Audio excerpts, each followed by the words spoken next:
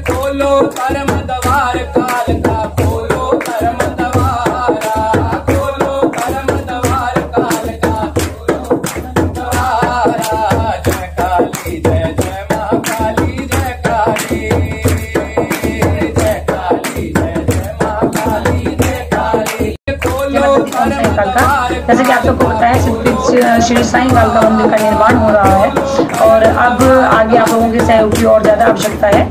Construction लगभग पूरी होने वाली है हमारी और मंदिर की चोटी निर्माण, मंदिर में गेट लगना है, मंदिर में पत्थर वगैरह लगवाना है और भी ऐसे कार्य जो आपको पता है मंदिर में ज़रूरी हैं। उसके लिए सहयोग आप लोगों का करना अति अनिवार्य है क्योंकि समय मैंने पहले ही बताया हमारे पास बहुत कम है, किंतु जो हमारा अभी तक का कार्य था वो समय पे हो रहा है, सिर्फ आप लोगों के सहयोग के और माँ भगवती के आशीर्वाद से हो रहा है। तो आगे भी आप लोगों के सहयोग की आवश्यकता है। आपके पास स्क्रीन पे अकाउंट नंबर, फोन पे नंबर, गूगल पे नंबर सब आ रहा है। आप प्लीज इसमें आप हेल्प कीजिए। जो बच्चे इसमें नहीं कर सकते हैं वो दरबार आके या मनी ऑर्डर के थ्रू हमारी हेल्प कर सकते हैं। ओम साईं का।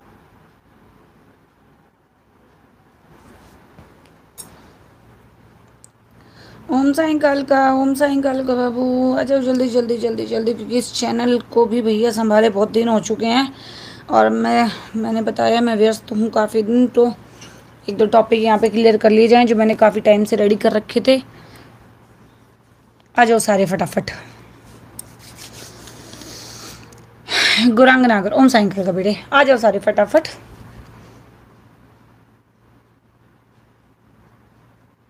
वैभव, ओम साईं काल का बेटा। सिम्बा क्या कर रहा है बेटा, तू इधर आओ, इधर आ जाओ। आप वहाँ क्या कर रहे हो, मैं पिटाई लगा दूंगी वहाँ गए तो आप। ओम साईं काल का बाबू, आ जाओ आ जाओ आ जाओ जो सारे आ जाओ फटाफट फटाफट। हाँ दिशु बोल बेटा। दिव्य, मैं अच्छी हूँ बाबू, आ मेरे पास आ, इधर आ जा तू। सिम्बा इधर आ जा बेटा, आ जा, आ इधर। हीरो बैठल नहीं बाबू को, अरे आजा आजा आजा आजा, शाबाश, गुड बॉय। अब आराम से बैठना, ओके, नहीं तो पिटाई लगाऊंगी। अनीश, जय माता दी माँ, जय माता दी बेटा। सबको ओम साईं काल का फटाफट आओ क्योंकि फिर व्यस्त चल रहे हैं। आपको पता है हम पहले तो सब लोगों को इनविटेशन है। माँ कालका का 26 तारीख को बर्थडे है और आज मेरे चैनल को 3 साल हुए हैं, तो आज मेरे चैनल का बर्थडे है। तो बहुत बहुत बहुत बड़ा दिन है आज। आज मेरे पोता है जो उसका भी बर्थडे है और आज हमारी कालका माँ की एक छोटी पिंडी है, उनका भी बर्थडे है। तो आज बहुत ही अच्छा और शुभ दिन है हम लोगों के लिए। Thank you Babu, thank you thank you thank you. मेरा बच्चा है मैं उसका नाम नहीं लूँगी क्योंकि दुश्मन उसके बहुत हैं, लेकिन वो समझ गया होगा उसके बेटे का बर्थडे है। तो हैप्पी बर्थडे बाबू, हैप्पी बर्थडे टू यू।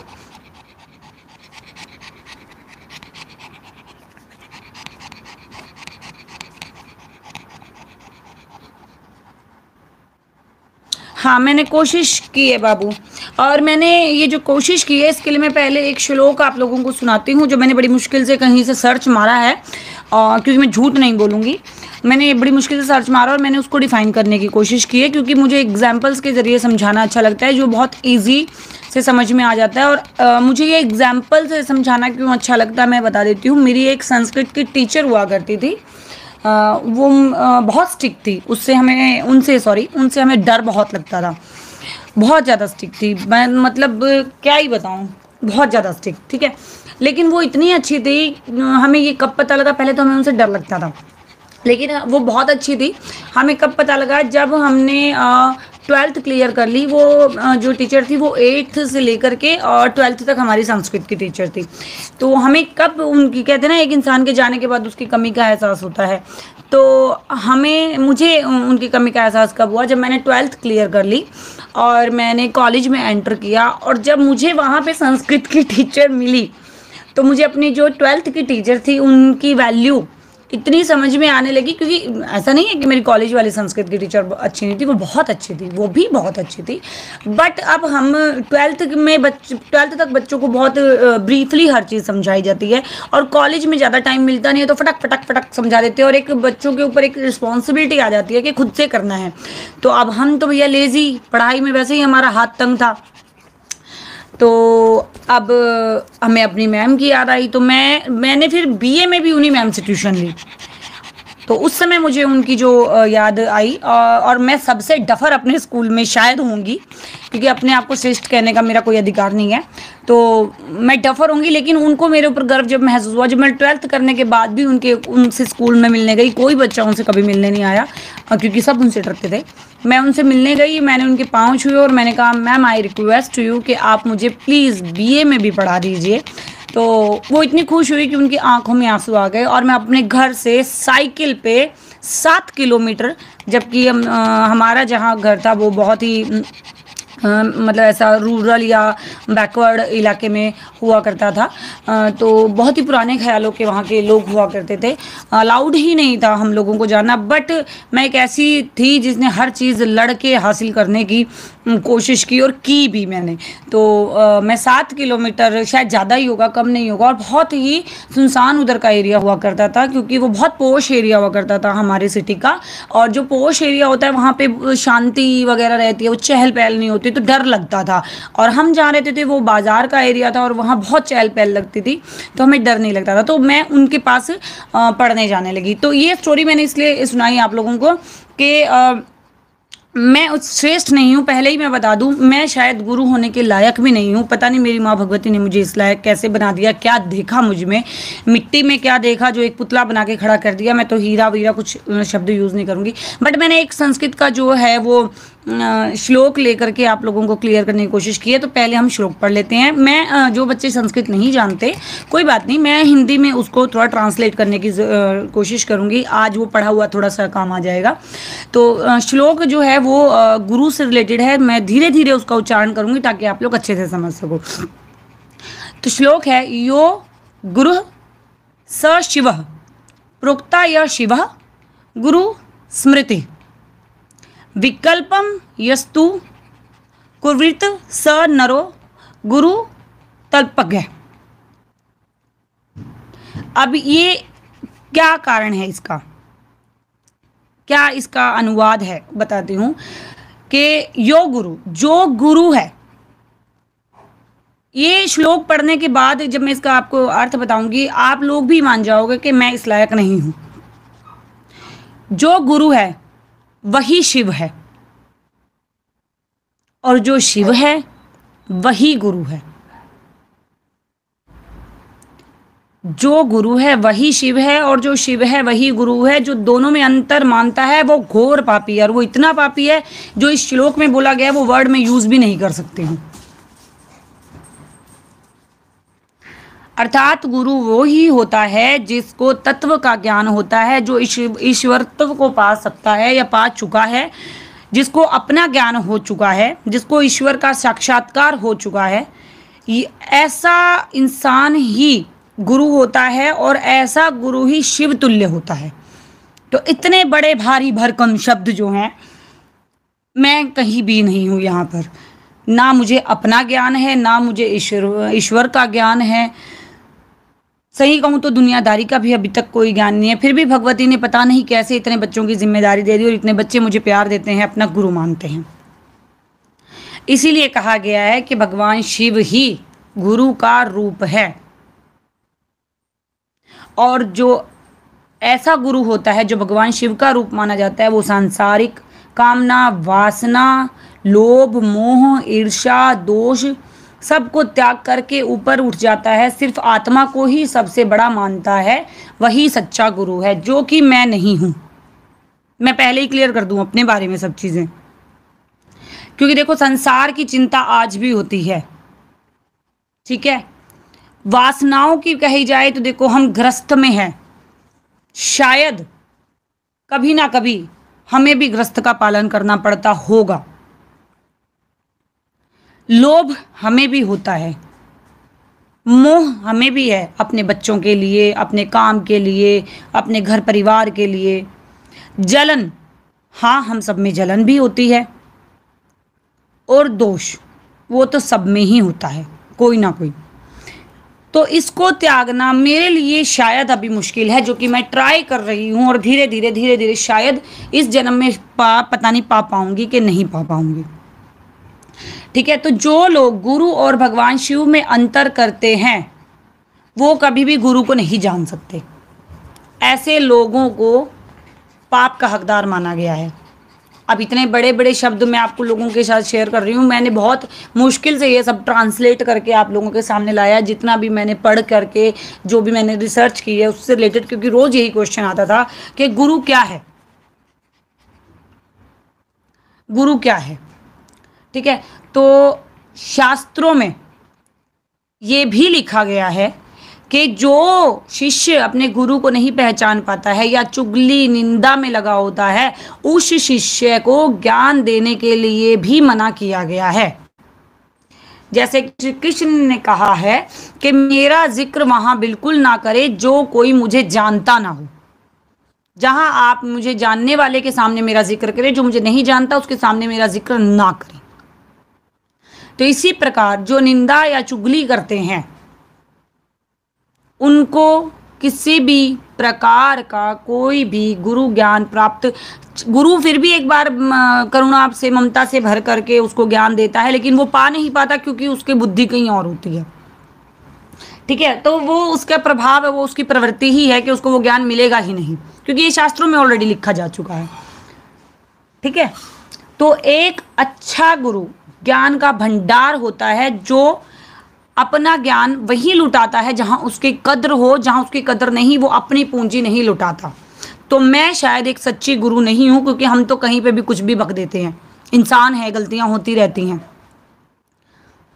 ठीक है, तो मैं एक अच्छी सच्ची गुरु नहीं हूं, क्योंकि शायद हमसे गलतियां होती हैं, हम संसारिक हैं, हम ग्रस्त में हैं, बहुत सी चीज़ें हमसे होती हैं। अभी हम सीख रहे हैं, सीखने के पड़ाव, तब भी माँ ने हमें इतनी बड़ी उपाधि दे दी, हम इसके शुक्रगुजार हैं। शायद 7 जन्म भी लेके अपना कहते एक शरीर का एक एक कतरा भी माँ को दे दें या बाबा को दे दें तो हम नहीं उतार सकते। हम पता नहीं, शायद माँ भगवान या बहुत परम पिता परमात्मा मैं कहूँगी, जिसमें सभी आ जाएंगे, उनके मल मूत्र के बराबर भी हम लोग नहीं होंगे, तब भी उन्होंने हमें इतनी उपाधि दी, तो हम उनका एहसान कैसे उतारेंगे। ठीक है, तो अब हम बात करते, पहले ये क्लियर हो गया कि सच्चा गुरु क्या होता है और गुरु कौन होते हैं, बताओ पहले, क्लियर हो गया। वैसे ये आज की जो वीडियो है ये 2 पार्ट्स में बनने वाली थी, बट मेरे पास समय नहीं है, मैं छोटी छोटी करके इसको एक ही वीडियो में कंप्लीट करने की कोशिश करती हूँ। समझ में आ गया। ठीक है, अब मनुष्य का पहला गुरु कौन होता है, मैं पहले ही बता चुकी हूँ सबको। मनुष्य का पहला गुरु उसकी माँ होती है। ठीक है, अब पड़ाव पे चीज़ें होने से पहले मैं एक गुरु की परिभाषा देने की कोशिश करती हूँ, जिसके मैं काबिल तो नहीं हूँ, लेकिन मैं ट्राई कर रही हूँ कि सच्चे गुरु की परिभाषा क्या है। जो अज्ञान अविद्या को समाप्त कर दे। अविद्या यानी हमारे जिसके बारे में हमें कुछ नहीं पता, अनपढ़ता शब्द शायद हम लोग यहाँ समझ जाएं, जिसको विद्या का ज्ञान ना हो, अज्ञान अविद्या को जो समाप्त कर दे, यानी हमारे जीवन में ज्ञान रूपी प्रकाश को जो भर देता है, वही सच्चा गुरु होता है। ठीक है, मैंने ये एक बहुत शॉर्ट में इसको समझाने की कोशिश की है। ओके, अब मुझे बताओ ये समझ में आ गया, ताकि मैं अगले उस पे जाऊं, पन्ने पे, क्योंकि मैंने सब कुछ नोट डाउन करके काफ़ी टाइम से रखा हुआ, बट मैं क्लियर नहीं कर पा रही थी। गुरु जो है कोई व्यक्ति नहीं, इंसान नहीं हो सकता गुरु। अगर हम इंसान में गुरु देख रहे हैं तो मैं पहले ही क्लियर कर दूं, मैं कई बार बोल चुकी हूं कि इंसान गुरु नहीं हो सकता, बल्कि ज्ञान गुरु होता है। अब ये बात कितनी सच है कितनी नहीं, मैं कोशिश करूंगी इसको डिस्क्राइब करने की, बट अगर कोई गलती हो जाए तो I am really very sorry, क्योंकि मैं भी इंसान हूं और पढ़ के कहीं ना कहीं से सीख के मैं आप लोगों को बताती हूँ। गुरु एक इंसान है, कहने में ये आता है, लेकिन मुझसे आपने या कई लोगों से आपने सुना होगा गुरु तत्व होता है, गुरु ज्ञान देता है, तो गुरु ज्ञान होता है। जब कोई व्यक्ति किसी भी ज्ञान के मार्ग पर चलना चाहता है तो उसे गुरु की आवश्यकता होती है। जैसे बोलना, उठना, बैठना, खाना पीना सीखना है तो गुरु चाहिए। अब वो गुरु कौन है? माँ। दूसरा, हमें गुरु कब चाहिए? जब हम घर से बाहर निकलना। ये चीज़ें मैं पहले क्लियर कर चुकी हूँ, पर ये इस चैप्टर के साथ रिलेटेड है, देन मैं इसको दोबारा आप लोगों के साथ शेयर कर रही हूँ। जब हम घर से बाहर निकलते हैं, लोगों से बातें करते हैं, सीखते हैं, बाहरी दुनिया को समझते हैं, तब हमें गुरु की आवश्यकता होती है। वो हमारा गुरु कौन होता है? हमारे पिता। जब हमें अपनी अनपढ़ता, यानी कि जब हम अनपढ़ ही कहलाते हैं, जब हमें कुछ भी लिखना पढ़ना नहीं आता, ये शब्द मैं किसी की भावनाओं को आहत करने के लिए नहीं यूज़ कर रही हूँ, मैं बस समझाने के लिए यूज़ कर रही हूँ, क्योंकि मुझे समझ में नहीं आ रहा था कि मैं कौन सा वर्ड यहाँ पे यूज़ करूँ। अगर आप लोगों को कोई वर्ड समझ में आता है तो मुझे बताइएगा, ताकि मैं रिप्लेस कर सकूँ। जब हमें अपनी अनपढ़ता को दूर करना होता है, जब हमें सब कुछ सीखना होता है, जब हमें समाज का हिस्सा बनना होता है, जब हम समझ सके कि गुरु कौन है हमारे लिए, हमारे गुरु की महत्वता हमें कौन सिखाएगा, उस समय भी हमें गुरु की आवश्यकता होती है। और वो कौन होता है? वो हमारे टीचर होते हैं। ठीक है। अब जब इंसान को ज्ञान की आवश्यकता होती है, ज्ञान इट मीन्स आत्मज्ञान, अपने बारे में, अपनी आत्मा के ज्ञान के बारे में जानने की जरूरत होती है, उस समय भी हमें गुरु की जरूरत होती है। उस समय हमें कौन से गुरु की आवश्यकता होती है? आध्यात्मिक गुरु। ठीक है। उस समय अपने आध्यात्मिक गुरु की आवश्यकता होती है। अब आध्यात्मिक गुरु कौन होते हैं? जब हम नाम दान लेते हैं, सत्संग वगैरह में जाते हैं। नहीं, यहाँ हम अज्ञानता को जतन यूज नहीं कर सकते। ठीक है। तो उस समय हमें जब नामदान लेते हैं या जब हम सत्संग वगैरह में जाते हैं, तो उसको हम लोग उनको हम आध्यात्मिक गुरु कहते हैं। ठीक है। अब कुछ लोग, इंसान, हर किसी की अपनी प्रवृत्ति होती है ना, कोई नामदान लेता है, कोई पूजा पाठ करता है, कोई कुछ करता है, कोई कुछ करता है। तो मैं अब सीधा, बहुत लंबा टॉपिक हो जाएगा, तो मैं पूजा पाठ पे आ रही हूँ, क्योंकि हमारा मेन टॉपिक वही है। जब इंसान को पूजा पाठ सीखने की आवश्यकता होती है, तो उसमें भी उसको गुरु की आवश्यकता होती है। और वो गुरु कौन होते हैं? हम जैसे तुच्छ प्राणी, हम जैसे छोटे लोग। मैं अपने आप को छोटा मानती हूँ। हम जैसे जो तुच्छ प्राणी, शायद एक सही वर्ड होगा, आप लोग समझ भी आएंगे। तो उसमें हम जैसे महानुभावों की जरूरत होती है। सही मायने पे इस स्टेज पर गुरु वही हो सकता है जो हर किसी में परमपिता परमात्मा का दर्शन कर सके, चाहे वो कोई भी हो, चाहे वो कीट पतंगे कुछ भी हो, जिसमें हर किसी में भगवान नजर आता है, वो शायद गुरु बनने का हकदार हो सकता है। क्योंकि आज के ज़माने में गुरु की क्या परिभाषा है शायद मुझे नहीं पता, लेकिन हाँ, साईनाथ की किताब में लिखा है कि हर किसी में मेरे दर्शन करो। जब मैं हर किसी में तुम मेरे दर्शन करने लग जाओगे, इट मीन साईनाथ महाराज के दर्शन करने लग जाओगे, तो तुम्हारी ईर्ष्या, वैर भाव ये सब खत्म हो जाएगा और तुम्हें हर किसी में परमात्मा नजर आएगा। तो वो चीज़ मैंने काफ़ी टाइम से अपने अंदर लाने की कोशिश की है, बट कहीं ना कहीं मैं अभी भी उसमें मार खा जाती हूँ, क्योंकि इंसान है, इंसानी प्रवृत्ति है ये। ठीक है। तो इसलिए कहा जाता है कि जब आप हर किसी में भगवान के दर्शन करोगे, तो आपको हर किसी से प्रेम होने लगेगा, प्रेम की भावना जो है वो उत्पन्न होने लगेगी, हर किसी के लिए ममता करुणा आने लगेगी। तो इसलिए कहा गया है कि गुरु और भगवान परमपिता परमात्मा एक ही हैं। ठीक है। अभी यहां तक क्लियर हुआ? पहले ये बताओ, क्योंकि अभी तक के टॉपिक जो भी हैं इस टाइम पे, आई थिंक, मुझे नहीं पता ये टॉपिक लाना सही था या नहीं था, बट कंट्रोवर्सी बहुत हो सकती है, बट मेरे पास समय नहीं है, मैं बहुत व्यस्त हूं। क्लियर है? ओके। अब हमारे पास एक क्वेश्चन आता है कि गुरु का ध्यान से क्या संबंध है। ये एक वीडियो कल की हमने ध्यान वाली डाली थी, उससे रिलेटेड भी समझ लीजिए, या जो बच्चे क्वेश्चंस पूछते हैं हमें ध्यान करना है, उसके लिए भी है। तो हम सब जानते हैं कि हम गुरु को भगवान का एक मैसेंजर मानते हैं, कि जो हमारे भगवान को हमारी बातें पहुंचा दे, हम उसको एक मैसेंजर मानते हैं। ठीक है। यही बात है ना? सही बताओ भाई, यही बात है कि नहीं है, या मैं गलत हूं यहाँ पे?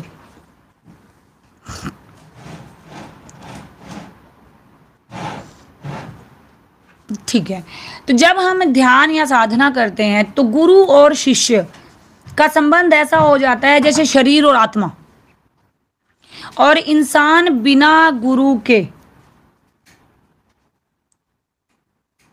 एक भी कदम नहीं चल सकता, क्योंकि हमने देखो शुरू से देखा ना, पहला गुरु माँ, फिर हमारे पिता, फिर हमारे टीचर, फिर हमारे आध्यात्मिक गुरु, फिर हमारे पूजा पाठ वाले गुरु। तो हमें अपने गुरु के बिना एक कदम नहीं चल सकते, क्योंकि हमें जीवन में कोई ना कोई ऐसी चीज सिखा जाता है, वो भी इनडायरेक्ट हमारा गुरु ही हो जाता है ना। तो हम गुरु के बिना नहीं चल सकते, चाहे वो कोई भी गुरु हो, आध्यात्मिक गुरु हो, माँ बाप हो, टीचर हो, या हम जैसे कीड़े मकोड़े। मैं अपने आप के लिए संज्ञा दे रही हूँ, ये कोई और कुछ अपने ऊपर ना लेके जाए प्लीज। ओके। तो जब हम पूजा पाठ करते हैं, तो हम अपने भगवान को पाना चाहते हैं, और जब हम अपने भगवान को पाने की कोशिश करना शुरू करते हैं, तो होता क्या है, प्रकृति हमारे खिलाफ हो जाती है। क्योंकि हम किसी भी चीज को, और भगवान तो इतनी बड़ी चीज है, हम अगर उसको पाने की कोशिश करेंगे तो वो प्रकृति हमें उल्टा धकेलेगी। एक ये उस हवा या उस पानी की तरीके से मान लीजिए कि लहरें उल्टी तरफ जा रही हैं और हम उनको भेदते हुए जा रहे हैं, तो कितना टफ हो जाता है। या हवा उल्टी तरफ से आ रही है और हमें उल्टी तरफ से जाना है, तो वो सामने से हमारे ऊपर अटैक करती है, तो ये बहुत टफ हो जाता है। हमने इसका उदाहरण मैं एक और देना चाहूंगी कि हमने देखा है जब लोग बोलते हैं कि हम तो इतनी पूजा पाठ करते हैं फिर भी हम इतने दुखी हैं, लोग टोंट मार रहे होते हैं कि तुम तो इतना पूजा पाठ कर रहे हो, लोगों के तानों का जवाब देना मुश्किल हो जाता है कि आप इतनी पूजा पाठ करते हो फिर भी क्यों दुखी हो, क्यों दुखी हो। मैं इसको थोड़ा सा ट्राई कर रही हूँ क्लियर करने का, क्योंकि ये क्वेश्चन काफ़ी टाइम बाहर आ चुका है और मैंने कहा था कि मैं इस टॉपिक पे वीडियो बनाऊंगी, ठीक है। अब जब हम इतनी सारी मुसीबतों के साथ पूजा पाठ वगैरह करते हैं, क्योंकि हम पूजा पाठ करना कब शुरू करते हैं? आज के ज़माने में या तो हम स्टार्टिंग से पूजा कर रहे होते हैं, या जब हमें दुनिया के थपेड़े लगते हैं तो हमें कुछ याद नहीं आता, भगवान याद आता है। क्योंकि एक प्रवृत्ति है कि सुख और दुख दोनों का मिलन जो है वो हमारा जीवन है, लेकिन लोगों को सुख ज़्यादा चाहिए, दुख कम चाहिए। बल्कि सच्चाई ये है कि दुख ज़्यादा होता है, सुख कम होता है ना। तो अब हम बिना गुरु के इस चीज में आगे नहीं बढ़ सकते। हम अपने भगवान को बिना गुरु के नहीं पा सकते। जैसे कि हम ABCD नहीं पढ़ सकते जब तक हमारी टीचर हमें ना पढ़ा दे, ठीक है। तो ऐसी अवस्था में इतने मुश्किल दौर से हमें एक ही इंसान बाहर निकाल सकता है। वो कौन है? वो है हमारा गुरु। मैं ये नहीं बोल रही हूं कि गुरु बनते ही चमत्कार होने लग जाएंगे। जब प्रकृति के विरुद्ध जाया जाएगा तो गुरु और शिष्य चाहे कोई भी हो, दोनों की भयंकर परीक्षा होती है और हर घड़ी होती है। जैसे कि तूफान आया है, लहरें चल रही है और हमने किसी कश्ती का सहारा ले लिया और हम उसमें बैठ गए और उस कश्ती के चलाने वाले को हमने कहा कि प्लीज़ हमें इस तूफान से बाहर निकाल दो, तो उस कश्ती वाले में इतने गट्स हैं कि वो आपकी हेल्प करने को तैयार हो जाता है। पहले तो कोई तैयार ही नहीं होगा, कहेंगे मरना थोड़ी है भाई, तू जा, तुझे मरना है तो। लेकिन कोई एक विरला अगर तैयार हो जाता है तो वो उस तूफान को भेदते हुए आपको आगे लेके जाता है। तो उस तूफान के थपेड़े आपको और उस कश्ती वाले को, दोनों को खाने पड़ेंगे। उसी तरह जैसे एक गुरु आपको इन परिस्थितियों से बाहर निकालेगा तो थपेड़े दोनों को खाने पड़ेंगे। लेकिन गुरु के थपेड़े किसी को नहीं दिखाई देते, अपने थपेड़े सबको दिखाई देंगे। क्यों? क्योंकि कश्ती वाले का एहसान हम पैसे देके उतार सकते हैं कि ले भाई तू मुझे यहां तक ले आया, थैंक यू सो मच, ये तेरी फीस। लेकिन हमारे साथ जो हम एक पीड़ित इंसान जो कश्ती में बैठ के जा रहा है, उसका कौन देखेगा? कोई नहीं देखेगा। तो सबसे ज्यादा पीड़ित तो दुखी वही है, वो कश्ती वाले ने तो कुछ किया ही नहीं। ये प्रवृत्ति है इंसान की, ठीक है। तो जब ऐसी घड़ी में हमारा साथ कोई देता है, कुछ इंसान क्या कहते हैं, भाई बहुत बहुत धन्यवाद, आप तो हमारे लिए भगवान का रूप बन के आए हो, जो आपने हमें मौत के मुंह से निकाल लिया, बोलते हैं ना हम लोग ऐसे। तो उसी परिस्थिति से निकालने वाला गुरु ही सच्चा गुरु कहलाता है। आपका साथ चलो निकाल भी नहीं पाता 1%, अगर आपका साथ भी दे देता है तो वही गुरु सच्चा गुरु कहला जाता है, जिसको सतगुरु भी कहा जा सकता है।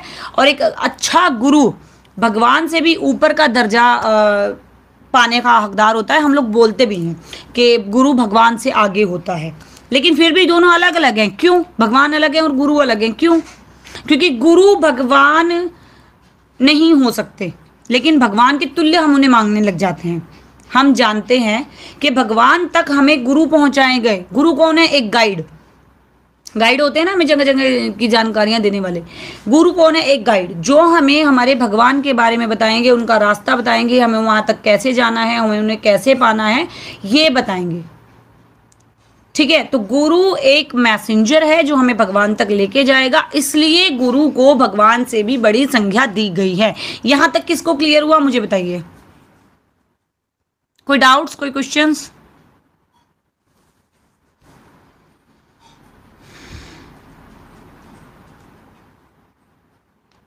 प्रदीप, मैंने बोला कि गुरु को भगवान से भी ऊपर का दर्जा दिया जाता है। मैंने बोला बाबू, अभी क्लियर है? ओके, ठीक है। अब सबसे बड़ा गुरु कौन है? एक बहुत ही कॉमन सी चीज, एक बहुत सी कॉमन सी चीज हमारा सबसे बड़ा गुरु है, बताओ कौन है? आप लोग बताओ, चलो ये आप लोगों से क्वेश्चन है, बताओ हमारा एक बहुत छोटी सी चीज है जो हमारा सबसे बड़ा गुरु है, बताओ कौन है? जल्दी बताओ, जल्दी जल्दी जल्दी जल्दी। हाँ क्वेश्चन पूछो बाबू, पूछो।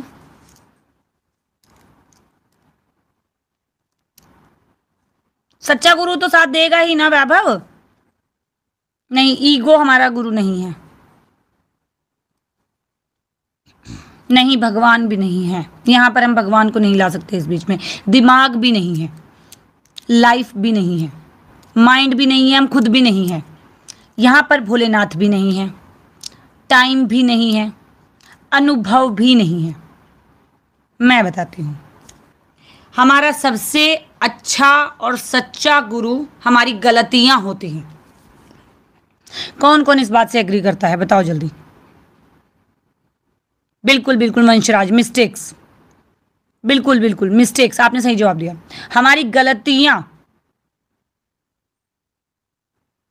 हमारी गलतियां हमारा गुरु होते हैं। क्यों? क्योंकि हम गलतियां करके ही सीखते हैं। चाह के भी हम गलतियां करने से बाज नहीं आते, और जब तक हमसे गलतियां होती नहीं है हम सीधे रास्ते जाते नहीं हैं।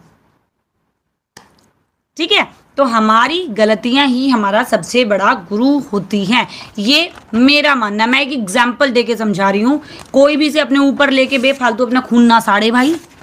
ठीक है, भगवान सबको सद्बुद्धि दे।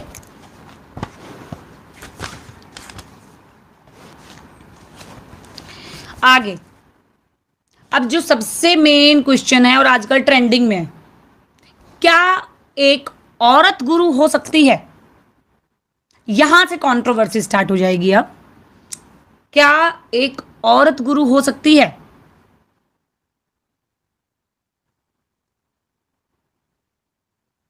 जल्दी बताओ, सब लोग बताओ कैसा है ये टॉपिक, क्योंकि ये 2 वीडियो बननी थी बट मेरे पास समय नहीं है, मैं एक ही में डाल रही हूं इसे।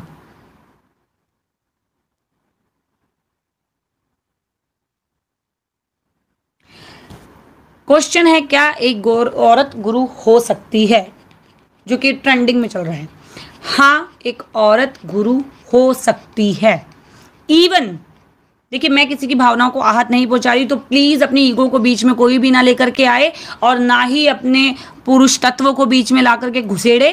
प्लीज और प्लीज इस चीज को समझने की कोशिश करें, क्योंकि मुझे समझाने के लिए कोई एग्जाम्पल समझ नहीं आया, और अगर इससे अच्छा कोई एग्जाम्पल है तो मुझे प्लीज बताइएगा, मैं इसे रिप्लेस करूंगी। ओके, तो गुरु हो सकती है, एक औरत गुरु हो सकती है। इवन पुरुषों से शायद मुकाबले में कहीं ज्यादा अच्छी, ममता भरी, करुणा भरी, प्रेम भाव भरी, और सबको एक नजरिए से तोलने वाली गुरु एक औरत हो सकती है। मैं ये नहीं कह रही हूं कि पुरुष गुरु नहीं बन सकते, बिल्कुल पुरुष।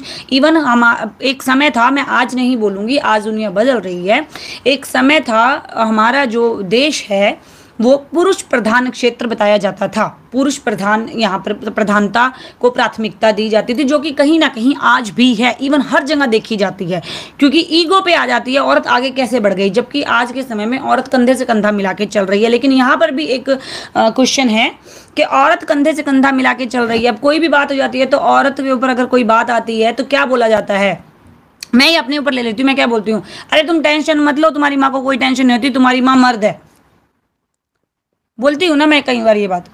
तो मैं ये क्यों नहीं कहती कि मुझे टेंशन नहीं होती, मैं औरत हूँ? क्योंकि हम सब में मर्द बनने की होड़ लगी है। क्यों लगी है? क्योंकि हमें दिखाना है हम कमजोर नहीं है। क्या पुरुष ही कमजोर नहीं है? औरतें ही कमजोर है। डायरेक्ट और इनडायरेक्ट औरतों को कमजोर बताया जा रहा है ना यहाँ पर। ये हम लोगों के दिमाग से शायद कभी निकले, लेकिन कोशिश रहेगी। ये वीडियो बिल्कुल कंट्रोवर्सी में जा सकती है, ठीक है। तो पुरुष प्रधान क्षेत्र में जब औरत आगे आती है तो किसी से बर्दाश्त नहीं होता, और फिर इतनी बुरी तरीके से उस औरत की धज्जियां उड़ाई जाती हैं। सबको पता है वो किसी तरीके से नहीं दबेगी, सिर्फ और सिर्फ उसके कैरेक्टर पे बात लाई जाती है। लेकिन एक बात मैं बता दूं, जो औरत जन्म दे सकती है, जो इन संसार को चला सकती है, उसके कैरेक्टर की गवाही सिवाय परमात्मा के और कोई नहीं दे सकता। तो औरत को एक ही जगह ला करके बांध दिया जाता है। करेक्टर, अगर औरत की शादीशुदा लाइफ अच्छी नहीं चल रही तो उसको घर से ये कह के निकाल दिया। अगर वो खुद चली जाती है तो ये कह दिया जाता है कि वो तो सही नहीं थी भैया, उसके तो ये था, उसका तो वो था। अगर उसको निकाल दिया जाता है तो ये कह देते हैं हमारी इज्जत पे धब्बा लगा रही थी भैया, इसलिए हम नहीं रखेंगे, ले जाओ अपनी को। ठीक है, तो चलो ये टॉपिक बहुत लंबा हो जाएगा, अब ये कहीं का कहीं पहुंच जाएगा। बात हम गुरु पे आ रहे हैं कि औरत गुरु हो सकती है या नहीं हो सकती। तो औरत में प्रेम भाव करुणा ज्यादा होती है, इसलिए वो भी एक गुरु बन सकती है, इवन अच्छे से समझ सकती है अपने बच्चों को। ठीक है, मैंने पहले ही बोला मैं किसी पुरुष के ऊपर उंगली नहीं उठा रही हूं कि वो गुरु बन सकते हैं या नहीं बन सकते, वो अपनी जगह है। बल्कि कबीर जी ने ये बोला है कि जो पुरुष है उनको भी अपने अंदर करुणा प्रेम भाव ला करके ही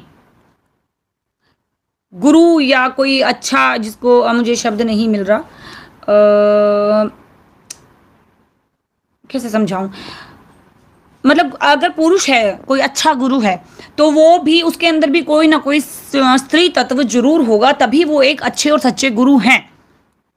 बिना स्त्री तत्व के कोई भी एक अच्छा और सच्चा इंसान नहीं बन सकता। इसके बहुत सारे एग्जाम्पल है। जैसे वृंदावन में ये कहा जाता है कि हर इंसान, चाहे वो पुरुष हो चाहे वो स्त्री हो, गोपियों का रूप है,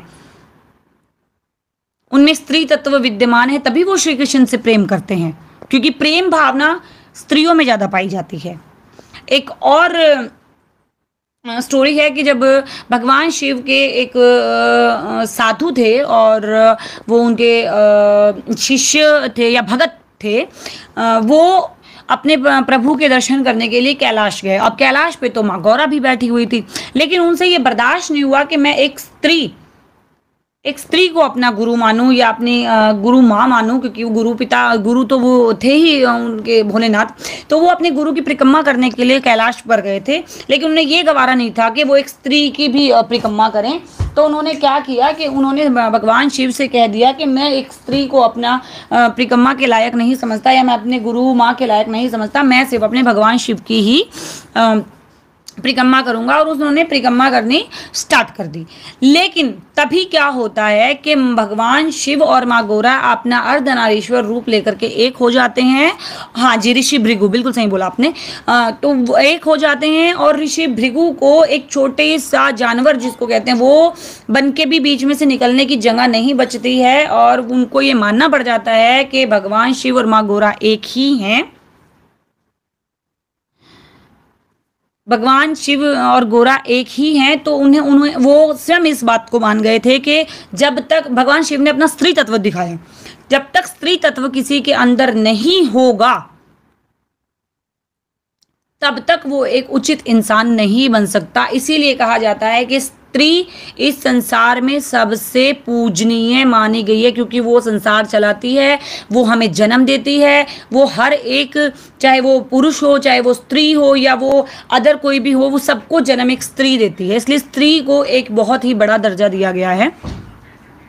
तो स्त्री तत्व का गुरु के लिए होना बहुत ही आवश्यक है। बिना स्त्री तत्व के मुझे नहीं लगता, ये मेरी पर्सनल ओपिनियन है, कि हम भगवान को पा सकते हैं। ठीक है, ये स्त्री तत्व को जागृत करने के लिए और इसको महत्ता दिलाने के लिए ही भगवान शिव ने अर्धनारीश्वर का रूप लिया था और स्त्री तत्व की महत्ता बताई। अब एक कथा और है जो हम सबने सुनी है, मुझे नहीं लगता इसको कोई मानेगा और मुझे ये भी नहीं लगता कोई इसको डिनाई करेगा। जो लोग जानते हैं शायद वो इस चीज़ को अच्छे से समझ सकेंगे। हम सब जानते हैं माँ काली के जो एक बहुत ही परम भक्त हुआ करते थे, परमहंस जी। वो माँ काली को बहुत मानते थे, उनको उनकी बहुत पूजा करते थे। इवन उनके हाथों से सबने सुना है कि माँ भोग लिया करती थी, खाना खाया करती थी, है ना। तो परमहंस जी ने माँ को जब पाया तब उन्होंने ये खुद देखा कि काफ़ी सारी स्टोरियों में हमने ये पढ़ा है। अगर मुझे कहीं पे मिली तो मैं स्क्रीनशॉट भी डाल दूंगी। मैंने सुनी थी, मुझे किसी ने सुनाई थी। तो उनका स्त्री तत्व जागृत हो गया था जब उन्होंने माँ काली की पूजा करनी शुरू की। तो उनका भी स्त्री तत्व जागृत हो चुका था, और उनका स्त्री तत्व इस कदर जागृत हो चुका था कि उनको मासिक धर्म यानी पीरियड्स होने स्टार्ट हो गए थे। मैं अगर मुझे ये कहीं मिलता है, मैंने बहुत ढूंढा मुझे नहीं मिला, बट अगर मुझे, क्योंकि शायद ये कंट्रोवर्सी का मैटर है इसलिए ना मिला हो, बट मैं ट्राई करूंगी अगर मुझे कहीं मिलता है तो मैं इसका स्क्रीनशॉट जरूर डालूंगी। मतलब वो इतना उनका स्त्री तत्व जागृत हो चुका था कि उनको पीरियड्स तक होने लग गए थे। इवन उनके जो बॉडी की बनावट है वो कुछ कुछ औरतों जैसी ही होने लग गई थी। अगर आप हम उनकी पुरानी फोटो वगैरह देखेंगे, मैंने भी नोटिस किया है, तो वो बिल्कुल औरतों जैसी ही होने लग गई थी। हाँ बिल्कुल कहा, तभी स्त्री को शक्ति बोला गया। भगवान शिव भी शक्ति के बिना अधूरे थे, भगवान विष्णु माँ लक्ष्मी के बिना अधूरी थी, ब्रह्मा जी माँ सरस्वती के बिना अधूरी थी, है ना। तो शक्ति सर्वप्रिय है। इसीलिए कहते हैं कि जब भी कोई इंसान अच्छे कार्य करने जाता है पहले शक्ति की पूजा करते हैं। जैसे युद्ध में जाते हैं तो तलवार की पूजा करते थे ना। ये लूका महाराज ज्ञान बांट रहे हैं, ले लो थोड़ा सा आप लोग भी बीच में। तलवार की पूजा की जाती थी, या जब पुराने जमाने में देखा जाता था कि कोई किसी लड़ाई पे जाता था तो माँ काली की या माँ दुर्गे की पूजा करके जाते थे, है ना। तो मैं सिर्फ डाउट्स क्लियर कर रही हूँ। अगर किसी को कोई भी प्रॉब्लम हो तो प्लीज़ मुझे बताएं, मैं टॉपिक को किसी और वे से समझाने की कोशिश करूँगी। ओके, इसलिए गुरु होने के लिए स्त्री तत्व जागृत होना बहुत ज़रूरी है। ममता मई करुणा दया होनी बहुत ज़रूरी है, ना कि कठोर स्वभाव। क्योंकि हम लोगों ने देखा है पुरुष अधिकतर कठोर स्वभाव के होते हैं। अब वो उनका एक प्रवृत्ति ही होती है। जैसे औरत कहते हैं ना, औरत तो हर बात पे रो देती है, वो उनकी एक प्रवृत्ति है जो कि अब बदलती जा रही है। इसी तरह पुरुष थोड़ा स्ट्रिक्ट रहते हैं, वो उनकी प्रवृत्ति है। मैंने सिर्फ समझाने के लिए एग्जाम्पल यूज किया था। ओके, मैंने पहले ही बोला कि आज भी पुरुषों को प्रधानता दी जाती है। क्यों कहा जाता है कि नारी आदमी पुरुषों के कंधे से कंधा मिला के चल रही है? क्यों ये नहीं कहा जाता कि पुरुष औरतों के कंधे से कंधा मिला के चले जा रहे हैं या चलने की कोशिश करेंगे? कभी भी नहीं बोला जाता, कभी भी नहीं बोला जाता। इवन हम स्त्रियां, मैं अपनी बात करती हूं, हम खुद अपने स्त्री तत्वों को मिटा करके पुरुषों की तरह बनने की होड़ में लगे हुए हैं ताकि लोग हमें कमजोर ना समझें। क्यों? क्योंकि औरत को कमजोर बता दिया गया है। हम खुद क्यों मर्द बनने की होड़ में लगे हुए हैं कि मैं कमजोर नहीं हूं भाई, मैं मर्द हूं।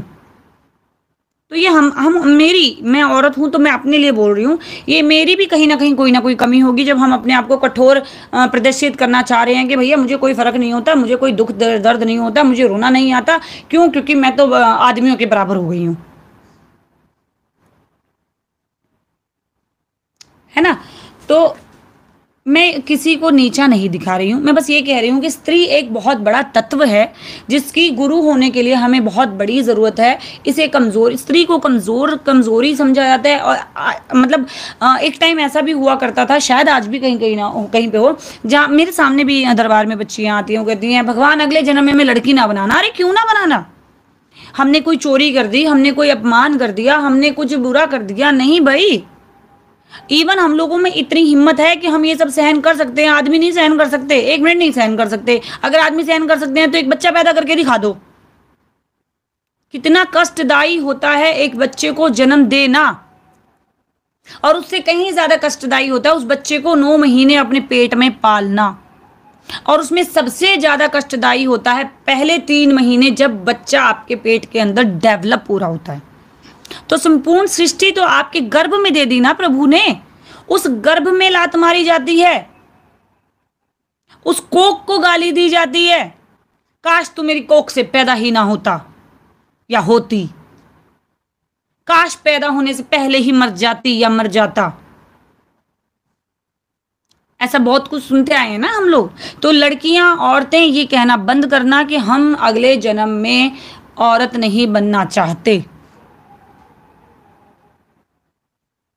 एक जमाना ऐसा था, शायद मैं भी कहती थी कि मुझे औरत नहीं बनना, लेकिन आज मैं कहती हूं कि अगर मुझे जन्म मिले तो औरत का ही मिले, लेकिन शुरुआत से मुझे मेरी माँ की भक्ति मिल जाए।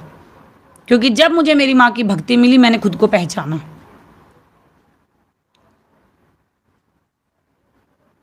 ठीक है, तो इसमें 2 चैप्टर हुए कि औरत कमज़ोर नहीं है, स्त्री तत्व बहुत ज़्यादा ज़रूरी है, मर्दों से ज़्यादा स्ट्रांग औरतें होती हैं। क्यों? क्योंकि औरत सारे काम कर सकती हैं, घर संभाल सकती हैं, बच्चा पैदा कर सकती है, बच्चों को संभाल सकती है, काम धंधा कर सकती हैं, मार्केट का काम कर सकती हैं और भी हज़ारों काम।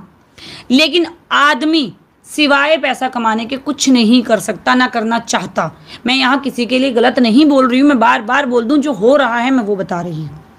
मतलब अगर कोई जेंट्स है उसको कह दिया जाए कि आप घर संभाल लो, आप किचन का काम कर लो, तो मैं अपने टाइम की बात बताती हूँ, मेरे मायके की बात मैं बताती हूँ कि हमारे सामने हमारे चाचा हुआ करते थे कुनबे में, वो अपनी बीवी की बड़ी हेल्प किया करते थे। तो वो कपड़े वपड़े भी सुखा देते थे, वो खाना भी बना देते थे। तो उस समय हम छोटे होते थे, हमारी मम्मा वगैरह उनकी हंसी उड़ा देती कि देखो ये तो जोरू का गुलाम है, सारे काम करता है। और हम भी हंसी उड़ाते थे, क्योंकि हमारे पापा, हमारे भाई ने उन्हें कभी एक पानी का गिलास भी उठा के नहीं रखा, वो सब चीज़ें हमें करनी पड़ती थी। लेकिन आज जब मेरी शादी हो गई है, जब मुझे हेल्प की ज़रूरत पड़ती है, जब मेरे बच्चे या मेरा हस्बैंड मेरी हेल्प करता है, तो मुझे याद आता है कि मैंने किसी के लिए कुछ बोला था, जबकि आज इस चीज़ की हमें बहुत ज़्यादा ज़रूरत है, हमें हेल्प की बहुत ज़्यादा ज़रूरत है। या कहीं पे ऐसा होता है कोई मतलब कहीं पे ऐसा होता है कि कोई हस्बैंड अगर अपनी बीवी की हेल्प भी करता है तो वो लोगों से छुप छुप के करता है कि कोई मेरी हंसी ना उड़ा दे। बहुत कम ऐसे लोग आज के टाइम मिलते हैं जो जिसको किसी से कोई लेना देना नहीं, उसको अपने घर से मतलब है और वो अपनी बीवी की दिल खोल के हेल्प करते हैं। ठीक है, तो औरत सारे काम कर सकती है, लेकिन अगर आदमी को एक दिन के लिए कह दो ना कि घर संभाल लो, खाना बना लो, बच्चे संभाल लो, तो उनकी ना टाइम फिश हो जाती है। ठीक है, तो टॉपिक समझाने के लिए मैंने सिर्फ ये एग्जांपल्स वगैरह दिए जिसमें स्त्री गुरु सारी चीज़ें आ गई हैं। मैंने किसी की भावनाओं को ठेस नहीं पहुंचाई है, ना ही मैं किसी को कुछ गलत बोल रही हूँ। बस मुझे लगा कि मुझे ये फीलिंग आप लोगों के साथ शेयर करनी चाहिए, गुरु के बारे में आपसे बताना चाहिए, और गुरु के लिए क्या तत्व हमारे अंदर होना जरूरी है वो बताना चाहिए, और औरत गुरु हो सकती है कि नहीं वो बताना चाहिए। तो बहुत सारे टॉपिक आज के यहाँ पर क्लियर किए हैं मैंने। दूसरी बात, औरत को इज्जत और मान सम्मान तो खैर किसी ने दिया नहीं, अब धीरे धीरे ये सब होने लगा है।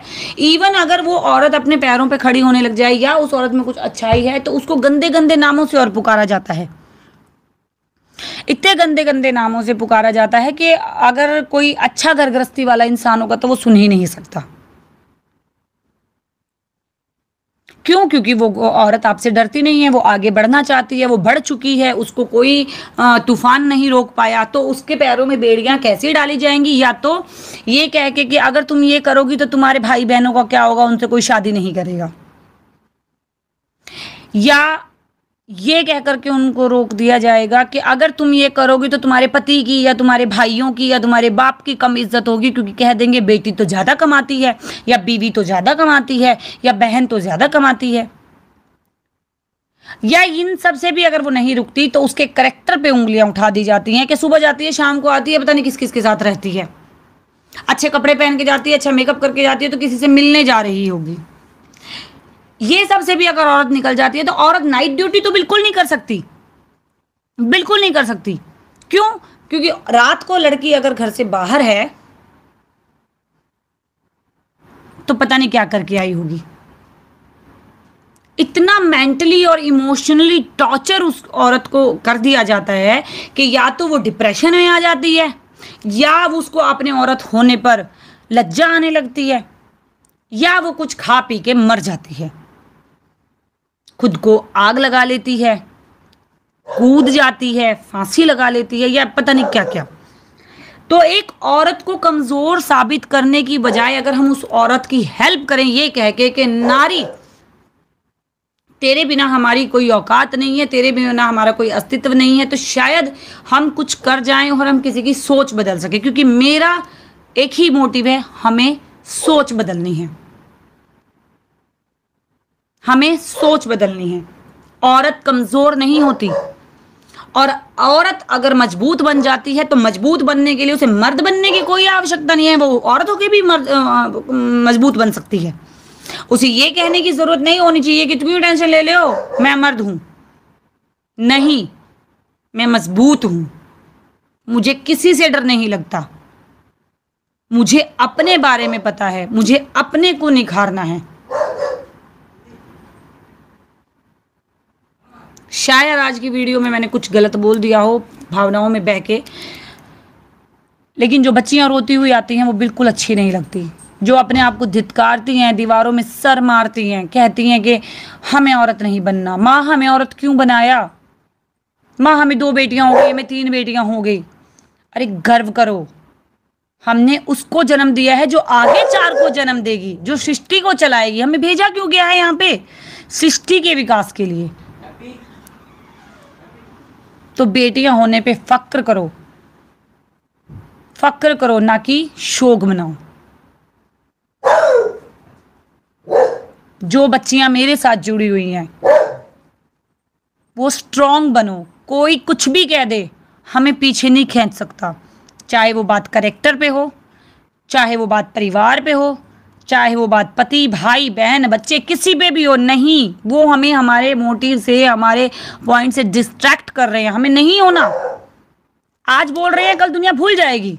वो कल खुद भूल जाएंगे बोल बाल के। हमने अपना एक टारगेट बनाया है, हमें वहां तक पहुंचना है। बस हमें ये सोचना और कुछ नहीं सोचना। हमने 10th क्लियर करनी है, हमने 8th क्लियर करनी है। हमने सब कुछ पढ़ा करके घर का काम भी किया और पढ़े, और उसके बाद भी हमने अच्छे नंबर लिए। हमें टारगेट पे ध्यान देना है। हमारे साथ पीछे क्या हो रहा है हमें नहीं ध्यान देना।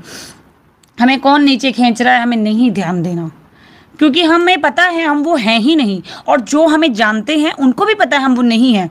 तो जो हमें जानते हैं उनको पता है हम वो नहीं हैं, और जो हमें नहीं जानते उन्हें हमें बताने की जरूरत नहीं है। आज के टाइम पे एक औरत की टेरिटरी उसका परिवार है। अगर उस औरत के परिवार को अपनी बच्ची पे, उस औरत पे गर्व है, तो उसे बाहर तीसरे आदमी की जरूरत ही नहीं है, क्योंकि मेरा परिवार जानता है हम सही हैं। तीसरे बंदे क्या बोलता रहने दो, 2 मिनट बोलेगा चला जाएगा बोल बाल के। दुनिया सब भूल जाएगी। दुनिया क्या देखेगी? आपकी कामयाबी, आपने क्या हासिल किया, दुनिया वो देखेगी। कल या परसों शायद एक टॉपिक उठा था, किसी को किसी ने बहुत गंदी और भद्दी गाली दी थी, बहुत भद्दी गाली दी थी। मैं उस गाली का उच्चारण भी नहीं कर सकती। तो औरत को अश्लील शब्दों से पुकारने वालों, उस औरत ने तुम्हें जन्म दिया है, कम से कम उस कोख की तो इज्जत कर लो जिसने तुम्हें जन्म दिया है।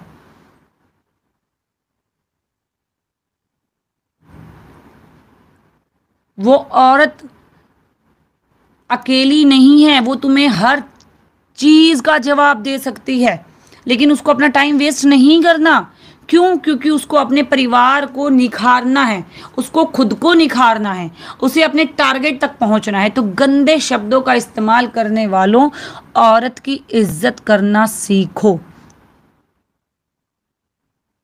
अपनी माँ, बहन, बेटी बेटियां हैं, दूसरे की बेटी बेटी नहीं। उनको तो गंदी नजर से देखा जाएगा, उनको तो गंदी फब्तियां कसी जाएंगी, उनको तो छेड़ा जाएगा। अपने घर में शादी हुई है तो औरत को घूंघट में लादा जाएगा, और दूसरे की घर की बहू आई है तो उनको जीन्स में देखना चाहते हैं, निक्करों में देखना चाहते हैं। छोड़ो, अगर जरा सा क्लीवेज बड़ा हो गया तो उस पर बातें करनी शुरू कर देती है। अगर गला बड़ा पहन लिया पीछे का तो उस पर मत करो ये सब, क्योंकि एक औरत की इज्जत आज के ज़माने में बहुत ज़रूरी है। हम नहीं करेंगे तो कोई नहीं करेगा। हमें शुरुआत आज से करनी होगी। आज अभी यही होता है, कल कभी नहीं आता।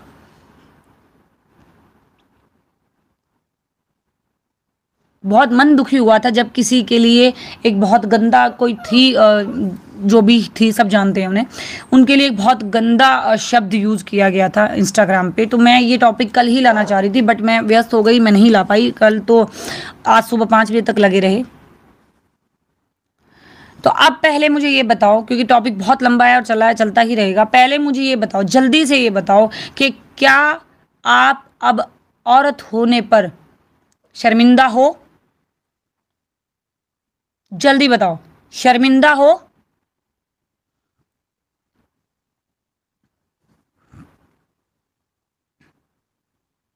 जो बेटियां हैं, जो बहुएं हैं, जो स्त्री हैं, क्या तुम एक स्त्री होने पे शर्मिंदा हो?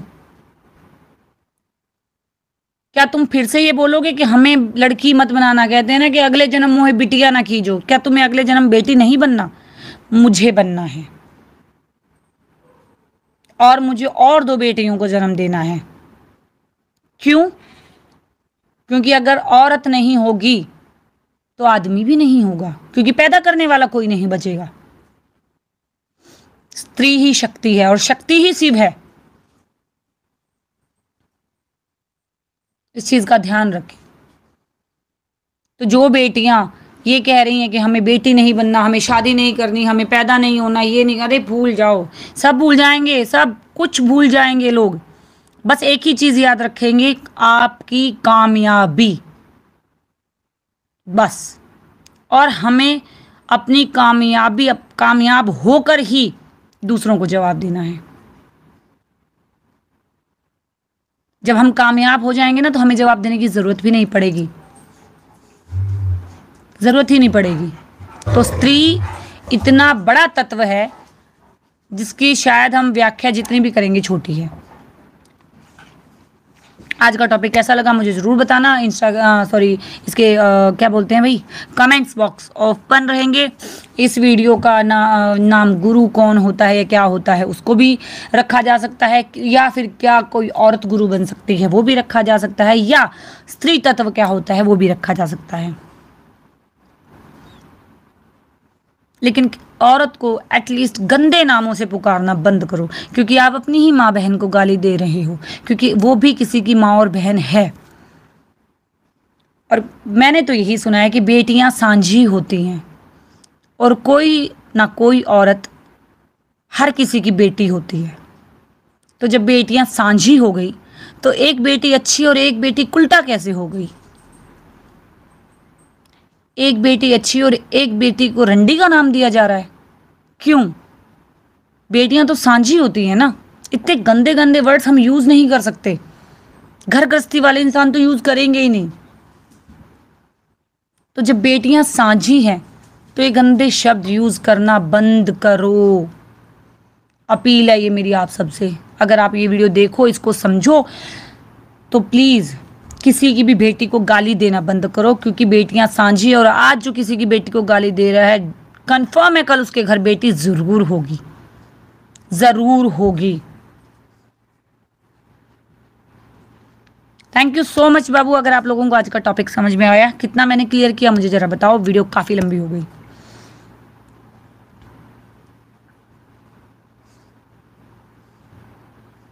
आई am proud to be a women.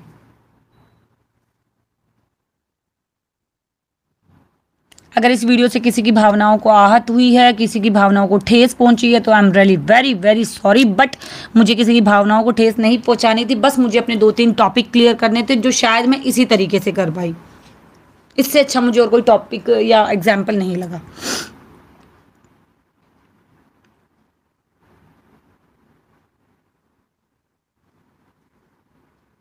अनुकीर्ति, yes बाबू, I am proud to be a women.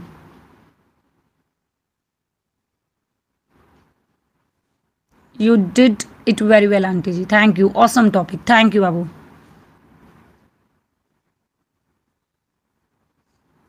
बिल्कुल अविनाश, एक देखिए कहा जाता है ना, जिस तरीके से ये कहा जाता है कि एक सफल आदमी के पीछे एक औरत का हाथ होता है, उसी तरीके से जब तक आपको एक ऐसा आदमी नहीं मिलेगा जो आपको समझ सकता है, एक औरत भी शायद कभी आगे ना बढ़ पाए, क्योंकि उसको एक छोटे से बस प्यार की, एक थोड़ा सा दुलार की जरूरत होती है। वो दुलार चाहे उसका भाई दे दे, उसका बाप दे दे, उसका पति दे दे, या उसका कोई दोस्त दे दे, बस उससे थोड़े से ना बस धक्के की जरूरत होती है।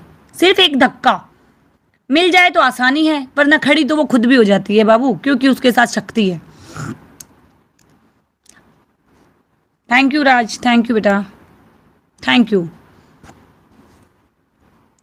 मैं चाहती हूँ जिस तरीके से, देखिए मेरे सोच है, मेरी अपनी इंडिविजुअल राय है, मैं नहीं जानती इससे कौन कौन इत्तेफाक रखता है या नहीं रखता, कि जैसे ये कहा जाता है ना कि एक सफल आदमी के पीछे एक औरत का हाथ है, ये भी कहा जाए कि एक सफल औरत के पीछे उसके आदमी का हाथ है, चाहे वो आदमी कोई भी हो।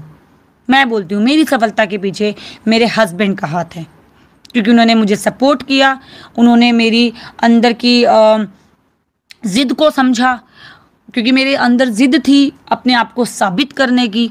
मेरे अंदर शुरू से एक जिद रही है कि मैं एक क्लियर करूं कि ना, हम जो बेटियां हैं वो कमज़ोर नहीं हैं, और इसके चक्कर में मैंने बड़े पापड़ बेले हैं। सारी चीज़ें धीरे धीरे आप लोगों के सामने आएगी।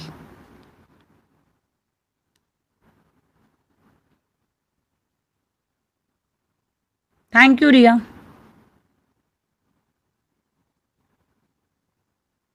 मैं आज मेरा बर्थडे, हैप्पी बर्थडे। आज मेरे चैनल का भी बर्थडे है। आज हमारे घर में छोटी सी कालका माँ आई थी। आप लोगों को देखा जाए तो 1 साल पहले आप वीडियो देखिए, उनका भी आज बर्थडे है। तो मम्मा हमारे पास नहीं है, छोटी सी वो कालका मम्मी, बट मम्मा को मेरी तरफ से happy birthday.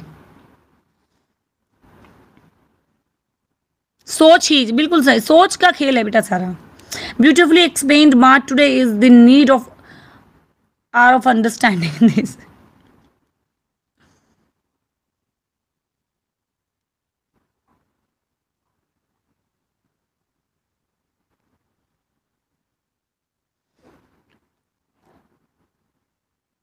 All womens are our sisters and mother. बिल्कुल बाबू, लेकिन अपनी बहन बेटी होती है, दूसरे की बहन बेटी खिलौना होती है। ये सोच बदलनी है।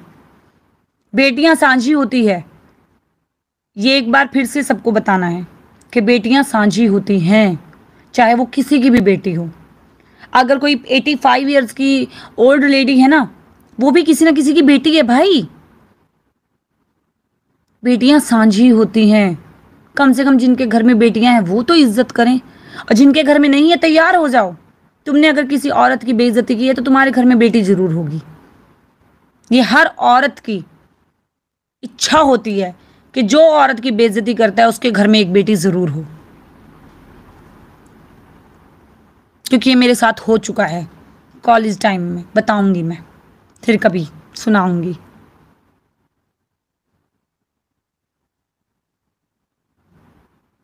नारी सशक्तिकरण हो गया आज, पता नहीं बाबू, लेकिन शायद ये वीडियो कंट्रोवर्सी में जाए और भयंकर जाए। आप बहुत अच्छे हो माँ। बेटा जो मुझे जानते हैं उनके लिए मैं अच्छी हूँ, और जो मुझे नहीं जानते मुझे उनको साबित करने की जरूरत नहीं है।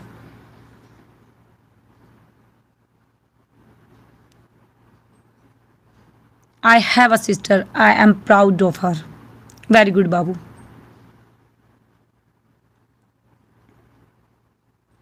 आई लव यू टू बाबू।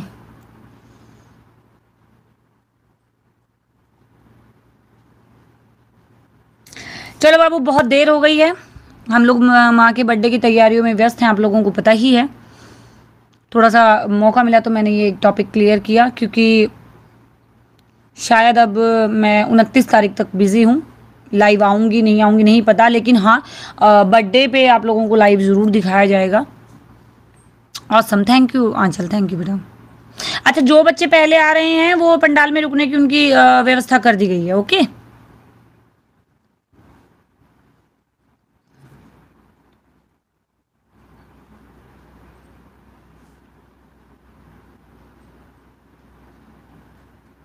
चलो बाबू, जय माता दी। ओम साईं काल का सबको, ओम साईं काल का।